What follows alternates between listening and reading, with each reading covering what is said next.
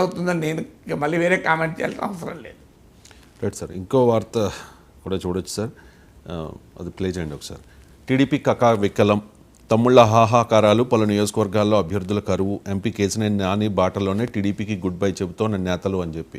కేసినేని నాని వెళ్ళిపోయారు కాబట్టి టీడీపీ కకా వికలమైందని చెప్పి ఏ పేపర్ లేదు సాక్షిలో. అంటే ఇంకెందుకు మరి వేరే బ్యానర్ ఐటమ్ సార్ ఈరోజు అది హాఫ్ పేజ్ దానికే కేటాయించారు. నేను అందుకే ఇప్పుడు మీకు 3 ఏ పేపర్ అని అడుగుతున్నాను. అందుకే అది సార్.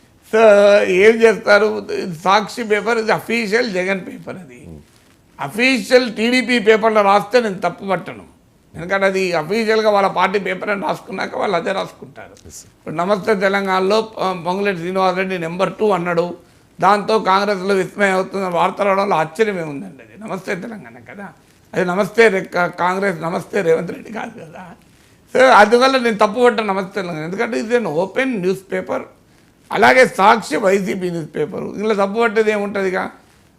ఏ పార్టీకి అనుబంధం లేదు అన్న పేపర్లోనే ట్విస్ట్గా వార్త వస్తే దాన్ని విశ్లేషించాలి.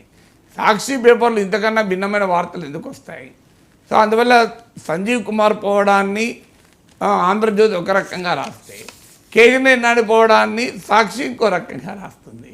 సో అందువల్ల ఇక్కడ విషయం ఏంటంటే 2 పార్టీలు, టీడీపీ నుంచి వెళ్ళిపోయేటోళ్ళు వెళ్ళిపోతున్నారు, వైసీపీ నుంచి వెళ్ళిపోయేటోళ్ళు వెళ్ళిపోతున్నారు.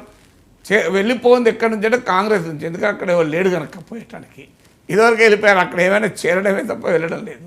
సో ఆల్రెడీ రక్తహీనతతో బాధపడుతున్నాడు, బరువు తగ్గడం ఉంటుందా? ఆల్రెడీ రక్తహీనత, ఇంకా బరువు తగ్గదు. అందువల్ల కాంగ్రెస్ పార్టీలో చేరే వాళ్ళు ఉన్నారు అక్కడ ఇక్కడ. ఇప్పుడు ఆళ్ళ రామకృష్ణారెడ్డి వెళ్ళిపోలేదా?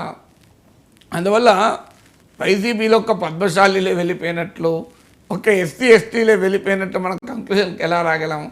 ఇప్పుడు కాపు రామచంద్రారెడ్డి చాలా పెద్ద నాయకుడు కదా, ఆళ్ళ రామకృష్ణారెడ్డి పెద్ద నాయకుడా కాదా? ఇప్పుడు కేసీనేని నానిని జగన్ దగ్గరకు పట్టుకపోయిన అయోధ్య రామరెడ్డి బ్రదరే కదా.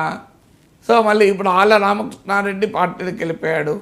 మీకు ఆనం రామనారెడ్డి పెద్ద నాయకుడు కాదా, మాజీ మంత్రి, ఆయన ఆర్థిక మంత్రిగా ఉండే కాంగ్రెస్ గవర్నమెంట్లో, చాలా సీనియర్ మంత్రి.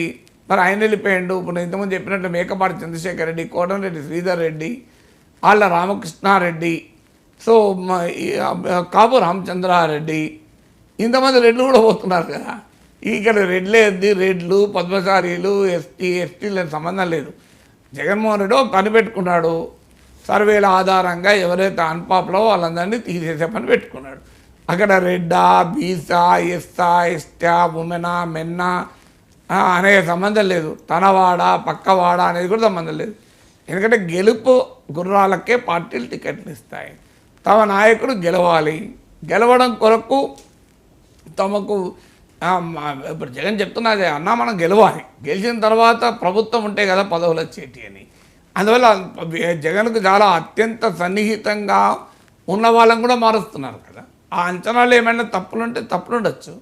అందువల్ల వైసీపీలో టికెట్ రాని వాళ్ళను వాళ్ళు పాపులరా అన్పాపులరా అనే అంశాన్ని విశ్లేషించవచ్చు. ఉదాహరణకు పాపులర్గా ఉన్నా తీసేస్తున్నాడు అంటే అది ప్రశ్నించవచ్చు, ఇది ఎక్కడి రాజకీయమయ్యా, అన్పాపులర్గా ఉన్న వాళ్ళు టికెట్ ఇవ్వలేదంటే అర్థమవుతుంది. లేదు మంచి వాళ్లకు కాస్త ఆనెస్ట్గా పేరున్న వాళ్ళని తీసేస్తే అడగచ్చు.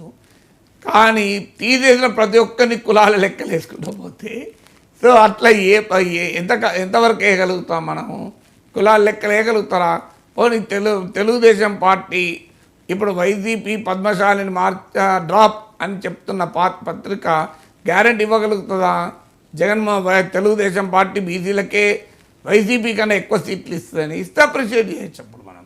అందువల్ల ఇప్పుడు తెలుగుదేశానికి పరీక్ష ఏంటంటే జగన్ బలహీన వర్గాలకు అన్యాయం చేస్తున్నాడు. మీరు న్యాయం చేయండి, మంచిదే కదా. బలహీన వర్గాలే అత్యధికంగా జనాభాలో మెజార్టీ కదా. అందువల్ల జగన్ అన్యాయం చేస్తున్నప్పుడు చంద్రబాబు నాయుడు న్యాయం చేస్తే అయిపోతుంది. ఎవరికి కమ్మలకు కాపులకు టికెట్లు ఇవ్వకుండా మొత్తం బీసీలకు ఇచ్చేస్తే నిజంగా చంద్రబాబు నాయుడు న్యాయం చేసిన వాళ్ళగా మనం అప్రిషియేట్ చేయొచ్చు.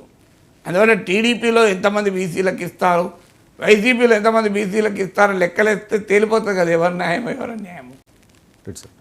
కేసీఆర్ నాని వైసీపీ వేవ్లో కూడా గెలిచారు. 2014లో గెలిచారు, 2019లో వైసీపీ వేవ్ ఉంది కాబట్టి అప్పుడు కూడా గెలిచారు. సో అలాంటి నేత పార్టీ మారడం ముఖ్యంగా తెలుగుదేశం పార్టీకి ఎంత నష్టం కలిగించే అవకాశం ఉంది, వైసీపీకి ఎంత ప్లస్? రాష్ట్ర వ్యాప్తంగా ఉండకపోవచ్చు ఇంపాక్ట్, అట్లీస్ట్ ఆ కృష్ణా జిల్లా ఎన్నికలు రాజకీయ వచ్చాక చూద్దామండి. మనం ఇప్పుడే ఒక లెక్కలు ఎలా వేసుకుంటాం. నాకు ఏం థర్మామీటర్లు బారోమీటర్లు లేవు కదా, నేను చెప్పలేదు కదా ఎలా ఎంత వస్తాం అంటే కృష్ణ అంటే అందువల్ల డెఫినెట్గా కేసీఆర్ నాని బలమున్న నాయకుడే. సో ఆయనను బలహీనపరిచే కార్యక్రమం చాలా కాలంగా టీడీపీలో జరిగింది. నేను ఇదివరకు కూడా చెప్పాను, ఆయన బ్రదర్ చిన్నిని ప్రమోట్ చేశారు. బోండా ఉమా, బుద్ధ వెంకన్న లాంటి నాయకులకు వ్యతిరేకము. చిన్ని రంగప్రవేశం చేశాక వ్యూహాత్మకంగా కేశినేని నాని వెనకాలన్న ఫాలోవర్స్ను గణనీయమైన సంఖ్యలో టీడీపీ లాయలిస్టుగా మార్చుకున్నారు. ఎందుకంటే కేశినేని వెళ్తాడు అని టీడీపీకి ముందే తెలుసు, టీడీపీ పంపిస్తుందని కేశినేని నాని కూడా ముందే తెలుసు. అందువల్ల ఇదేమి ఇప్పుడు ఆయన జగన్ కోవర్టు అని విమర్శిస్తున్నారు. సో రాజకీయాల్లో ఎవరి కోవర్ట్లు ఉండరు. నిన్నదాకా ఒక పార్టీలో ఉంటారు, రేపు మళ్ళీ పార్టీలు మారుతూనే ఉంటారు కదా. సో టీడీపీలో వచ్చేవాళ్ళు టీడీపీలో వస్తుంటారు, వైసీపీలో వచ్చేవాళ్ళు వైసీపీకి వస్తుంటారు. ఆ లెక్కలైతే రాజకీయాల్లో అందరూ కోవర్ట్లు అయిపోతారు, ఎవరు మిగిలిన నిన్నదాకా పోయిన వాళ్ళే రేపు పొద్దున్న తిడుతుంటారు. అందువల్ల కేశినేని నాని వ్యవహారం ఇవాళ కొత్త కాదు. ఇప్పుడు తెలంగాణలో మనకు పోల్చగలిగితే రాజగోపాల్ రెడ్డి కాంగ్రెస్ పార్టీ 2018 ఎన్నికల తర్వాత 2 ఏళ్ళు 3 ఏళ్ళు కాంగ్రెస్లో ఉంటున్నాడు, కాంగ్రెస్నే విమర్శిస్తూ వచ్చాడు. చివరకు లాస్ట్కి ఆయన బీజేపీలో చేరాడు, మళ్ళీ కాంగ్రెస్కి వచ్చేసాడు. అందువల్ల కేసీఆర్ నేను ఎపిసోడ్ కూడా దాదాపు 2-3 ఏళ్ళుగా నడుస్తున్న ఎపిసోడే. నాకు గుర్తు 2021 కార్పొరేషన్ ఎన్నికలతో మొదలైంది. కార్పొరేషన్ ఎన్నికల్లో ఆయన తన కూతురును మేయర్ చేయాలని కేసీఆర్ అనుకున్నారు. అప్పుడు ఇతర తెలుగుదేశం నేతలతో సహకారం రాలే. తనకు వ్యతిరేకంగా తన సోదరుడు చిన్నిని లోకేషే ప్రోత్సహిస్తున్నాడని కేశినేని నానికి అనుమానము. తెలుగుదేశం నాయకులు ముందు జాగ్రత్తగా కేశినేని ఎప్పుడో పోతాడు కనుక ఆయనను కట్ చేసే పని చాలా కాలంగా మొదలుపెట్టారు.